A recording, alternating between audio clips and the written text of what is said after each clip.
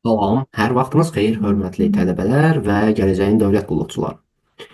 Deməli yoldaşlar, qruplarda da, şərhlərdə də yazdığınız kimi bu günləri sizinlə təqvim məsələlərinə baxacağıq. Bir çox yoldaşlar təqvim məsələləri mənzil, parta məsələlərində daha çox çətinlik çəkir və çoxlu suallar verirlər ki, müəllim, bunu necə edək? Gəlin birlikdə baxaq ki, təqvim məsələləri daha rahat necə ola bilər, necə etsək daha yaxşıdır və daha tez mənimsəyə bilərik. Deməli yoldaşlar, əvvəla biz hər birimiz bilirik ki, bir ilimizdə 12 dənə ay var.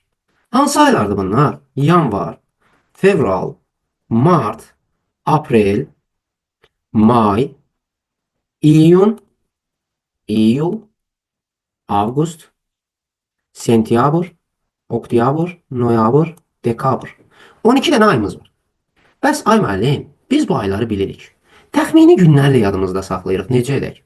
Deməli yoldaşlar, bəzi müəllimlər və ya tələbələr bunu barmaqlarının arasını saymaqla edir. Halbuki bəzən olur ki, yaddan çıxır, qarışdırır ki, hardan saysam necə olur. Gəlin mən sizə bunun daha rahat bir metodunu deyim. Hər birimiz əvvəla biz bilirik ki, fevral ayı 28-29. Yəni ya 28-dir bunun tarixi, ya 29. Bunu bilməyən adam məncə yoxdur. 4 ildən bir də dəyişir. Digər aylar necə gedir? Digər aylar sıralama sistemindən gedir. Yəni necə yəni ay müəllim sıralama sistemi? 7-nin 5-ə sıralama sistemidir. 7-nin 5-ə. Bu necə olur? Baxın, məsələn, yanvar ayından başlayırıq saat yazmağa. 31 gündür. Sonra 29, yəni azalıb. Təkrar olub martda 31. Sonra isə ilk 3 ay bilginən ki, fevral heç, onu bilirsən. 31, fevral gəlir 28-29, təkrar 31, qalanı 30-31 gedir. Hansı aya qədər? 7-ci aya qədər. Yəni aprel 30, may 31, iyun 30, iyul 31.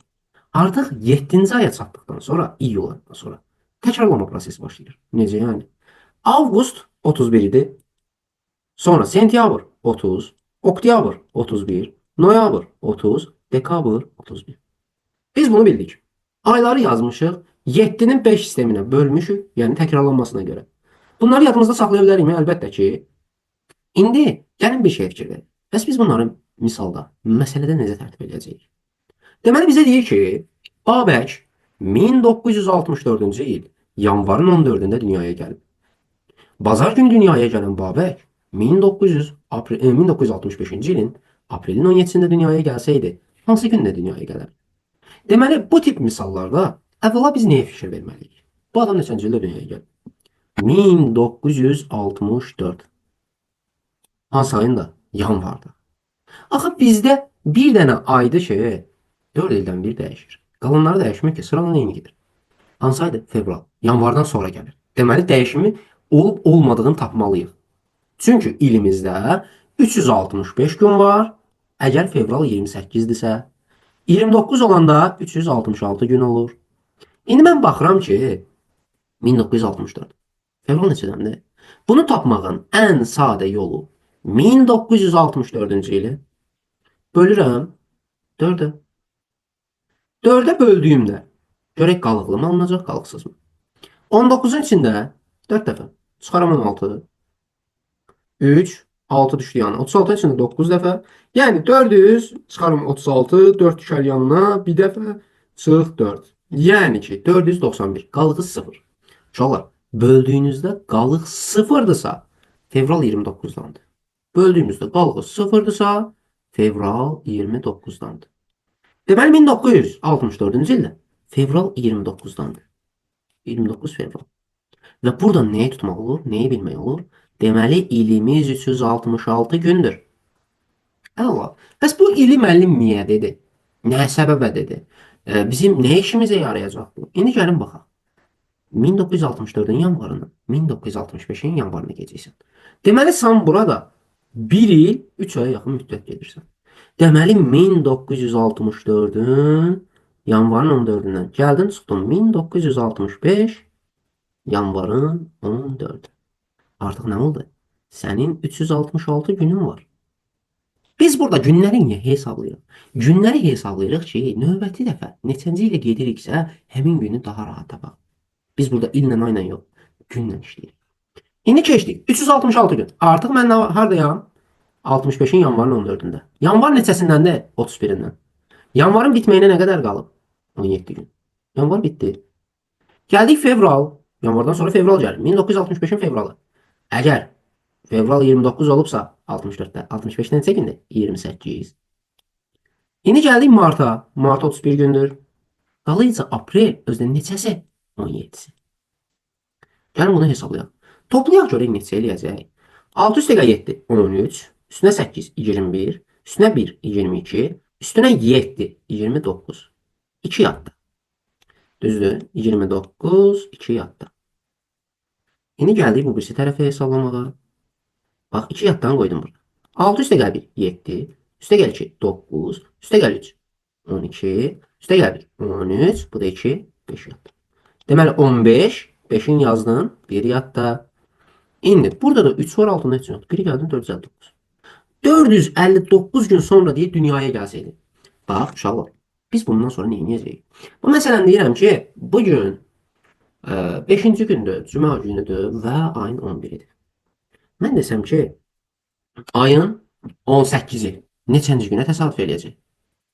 Hər kəs bilər ki, uşaqlar, bu gün 11-idirsə, bundan bir həftə sonra ayın 18-i olmuş olur. Və ayın 18-də də hansı gün olacaq? Təbii ki, cümə günü olmuş olacaq. Deməli yoldaşlar, biz burada nə edirik? Həftəlik sistemə keçirik. Necə yəni? İndi mən 459 günü tapdım. Düzdürmü? 459 günü tapdıqdan sonra neçə gün keçib deyə. Mən gəlib 459 günü çevirəcəm həftəyə. Yəni 7-yə böləcəm. Neçə dəfə düşür? 6 çıxılsın 42. Qalır 39. 5 dəfə. Bu da çıx 35 qalıq 4.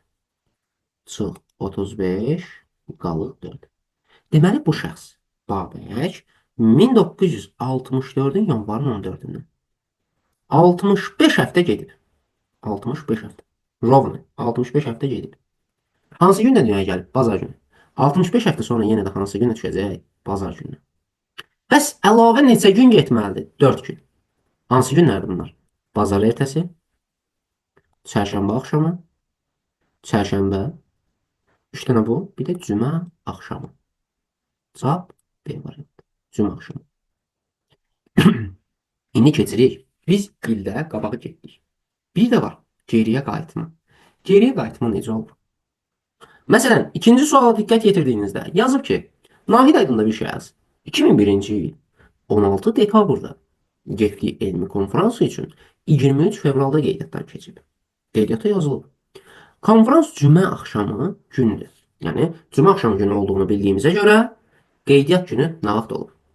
Geriyə gedəcək. Niyə görə geriyə gedirik? Baxın, belə bir sual verim sizə ümumi olaraq. Məsələn, toya gedirik də, hər birimiz istər-istəməz, yəni dəvətnamə gəlir, toya gedirik. Bizə gələn dəvətnamə, biz toya gedəndən sonra mı gəlir? Yoxsa toydan əvvəl? Yəni, bizim qeydiyyatımız toydan əvvəl aparılır və sonra biz toya gedirik. Elmi konferans elədir. Yəni, əvvəl qeydiyyata durursan, adını yazdırırsan, sonra gedirsən. Deməli, burada, baxın, 2001-ci ilin 16 dekabrında konferansdırsa, bu 23 fevral 2022'nin ola bilməz. 2002'nin ola bilməz. Deməli, 2001'in fevralın 23'ü. 2001-ci ildə fevral neçədəndir?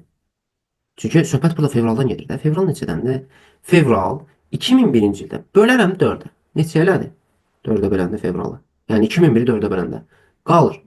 Belə deyək də, bölsək 500 qalığı 1. Qalıq qaldı. Deməli fevralın 28-dəndir. 2001'də fevralın 28-dəndir. Fevralın 23'ü qeydiyyata durmuşsan.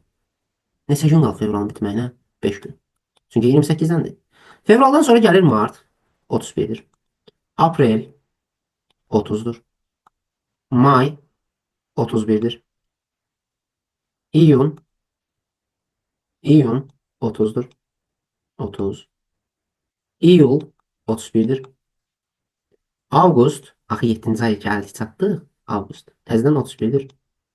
Avqustdan sonra sentyabr 30, oktyabr 31, noyabr 30, dekabr 16 gün. İndi bunları mən toplayarım. Sürətli şəkildə necə toplayım? Gəlin birinci təklik mərtəbələrini toplayalım. 1 üstə gəl 1, 2, 3, 4, 5, 5. Bu da 6, 11. 1 yazıram, 1 yatdı. Onluqları toplayalım. 1, 2, 3, 4, 5, 6, 7, 8, 9. 9 dənə 3'üm var. 27. Bu 1. 28. Bir də yadda var idi. 29. 291 gün. Və bu bizim üçün neçə həftə edir? 291'i bölərəm elə burada bölüm 7'ye. Böldüm 7'ye. Bir dəqiqə. 7'ye böldüm bunu. 4 dəfə 28 çıxarım. Nə qədər qalır? 1. 11'in içində bir dəfə qalır 4. Bir dənə təzədən yoxlayım. Düz yoxladım yoxsa yox. 1, 2, 3, 4, 5. Bu da 11 bir yadda. 1, 2, 3, 4, 5. Aha. 291 yox uşaqlar. Baxın mən burada 5'i toplamamışam. 296 eləyək bunu. 16. Hı -hı. 16. Bir dəqiqə. Hı -hı. 28 1. 16 4 dəfə. 2 dəfə. 14 qalır 2. Və neyi səhv elədim mən burada? Bir dənə təkrar baxım toplamaya. 5. Üstə gəl 1. 6. 7. 8. 9. 10. 9, 10, 16. Okey. 6 yazdım bir yadda. 1, 2, 3, 4, 5, 6, 7, 8, 9, 27, 28, o da 1, 29. 296 gün. Böldük 7'ye. Qalğı nə qədər qalır? Çıxanda 14'ün 2 dəfə düşər. Qalıq qalır 2. İndi mən deməli dekabrın 16'sından fevralın 23'üne gedirəm. Yəni geriyə doğru gedirəm. Geriyə doğru getdiyimdə mən cümə axşamı günündəyim burada. Cümə axşamı. Geriyə gedirəm. 42 həftə geriyə getdim. Yenə gəldim cümə axşamına. Cümə axşamı. 42 həftə. Əlavə neçə gün gedəcəm? Qalğa baxıram. 2. Cümə axşamından bir gün dala çərşənbə. İkinci gün dala çərşənbə axşamı. Cavab B variantı. İndi hörmətli yoldaşlar, hal-hazırda ekranda gördüyünüz 3-cü, 4-cü və 5-ci sualları artıq sizlər ev tapşırığı olaraq götürüb həllərini, cavabını tapdıqdan sonra videonun altında şərh qismində yaza bilərsiniz. Videonu izlədiyiniz üçün təşəkkürlər.